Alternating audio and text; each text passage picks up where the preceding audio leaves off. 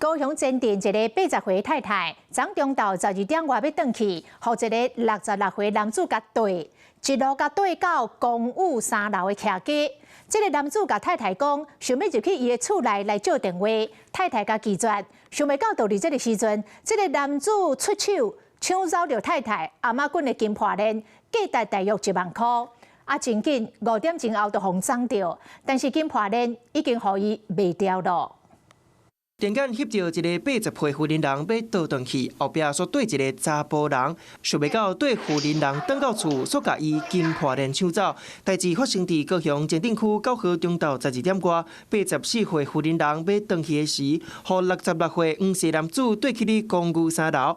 这个查甫人讲要借电话，想要入去厝内，予妇人人拒绝。想袂到这个黄姓男子，大家妇人人暗棍价值1万块的金破链抢走。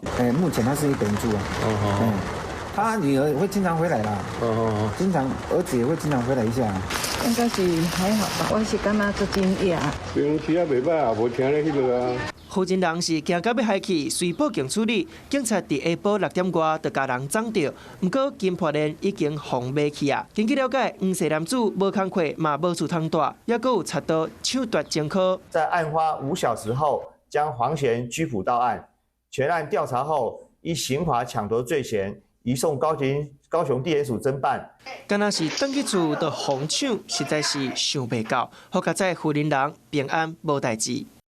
Hello， 我是雷亚，想要抢而先掌握最及时的新闻资讯吗？赶快订阅、按赞、开启小铃铛，锁定华视新闻 YouTube 频道。